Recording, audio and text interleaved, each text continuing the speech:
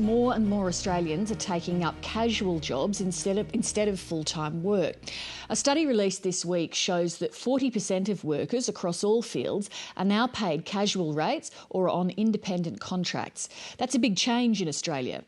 Unions are concerned about what that means for employment conditions, and they've set up an inquiry, as National Affairs correspondent Heather Hewitt reports.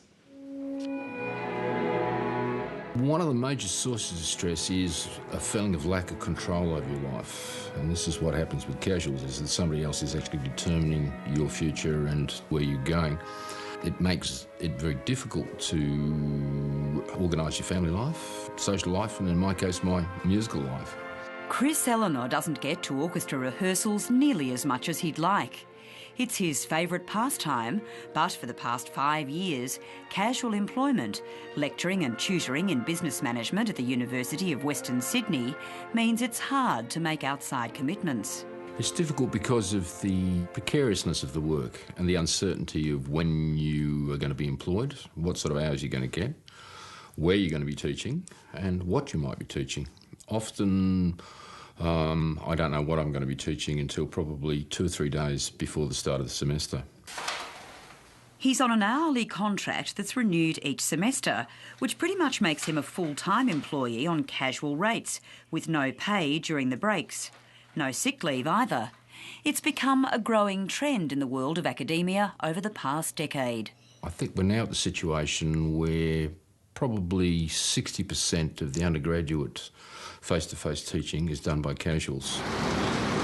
In the neighbouring state of Victoria, workers at Bayada Poultry, who kill, bone and package chickens for sale in Coles supermarkets, face a different problem. As these permanent employees finish their day shift, they know that staff from labour hire firms and on independent contracts will take over and work through the night on lower rates of pay. Personally, I stand against it. That's why I want to speak about it in front of my company, in front of everybody. I would like to raise my voice just to make it fair. This process worker, who's been with the company for about 5 years, is one of 240 permanent employees, most of them with migrant backgrounds.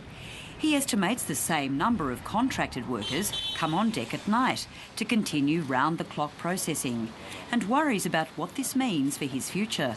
If I ask you now, if somebody come, you give me $20, for example, and I ask you, there's 2 people, they get $10. So which one you choose? And instead of 1 person, you can get 2 persons. So a matter of calculation.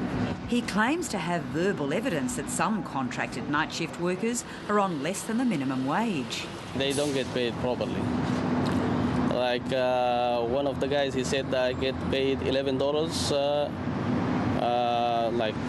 2 months back. $11 an hour? $11 an hour. Are you saying that they're not being paid the minimum wage? Yeah, if some will say 11, yeah, of course. And do you think there are others, like this person you've heard, who's being paid $11 an hour? I heard actually this from 3 persons. The company isn't making any public comment, but it's cases like this, at the ACTU says, have prompted it to launch a public awareness campaign, highlighting the increase in what it calls insecure jobs. It's relying on figures from the Australian Bureau of Statistics showing that 40% of workers are now on casual or contract rates. And the union movement argues many Australians are in the dark about the extent of this shift. This is right across all industries. They may be amazed to know, for example, that our public service has had a massive increase in casuals and short-term contract labour. That's an area, you would think would be the last bastion of permanent full-time work, is our public service. In health, we're hearing from our nurses' unions that nursing pools where people are employed casually are growing. It's in manufacturing, where entire factories are staffed from labour hire. In construction, in education, a major proportion of our tertiary education sector is now casual or short-term contract. We don't think it is a huge issue. The big issue, of course, is flexibility in the workplace. And employers need that flexibility, and so do employees. You can't get a mortgage if you can't show that you have ongoing employment. Employers need flexibility to maintain competitiveness and to improve productivity, but equally, employees need flexibility to deal with their work and family responsibilities, to deal with their lifestyle choices. Flexibility doesn't necessarily mean giving up all your rights. And I think that that's an important thing for people to know, because that's what's happening now. You're giving up rights. What they're also giving up in droves is union membership. But the ACTU denies this is the motive for its announcement. It will conduct an inquiry into the impact of insecure work. It will be headed by former Deputy Prime Minister Brian Howe, whose government reign introduced greater flexibility in the workplace. Great changes of the 1980s and 90s that produced people-centred competitive Australia, of course, had another side to them. We are going to actually call for submissions from right across Australia, from workers, from employers, from businesses, from unions, to find out the extent of this problem. With the greatest respect to the people involved in the inquiry, it's not a government inquiry or an inquiry by an independent statutory body.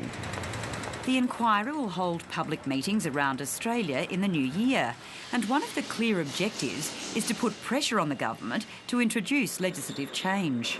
It might be that we look to the tax laws to actually tackle some of the sham contracting arrangements that are occurring right now. There are very tough and appropriate laws that are already there, so we're certainly not of the view that any changes are needed.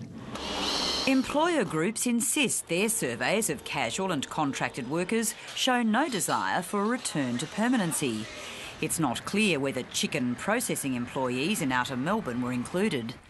As for Chris Eleanor back at the University of Western Sydney, he'd at least like a break from all the paperwork. I mean, this semester I have 4 contracts. So I have 4 different supervisors, okay, and I have to put in 4 timesheets a week.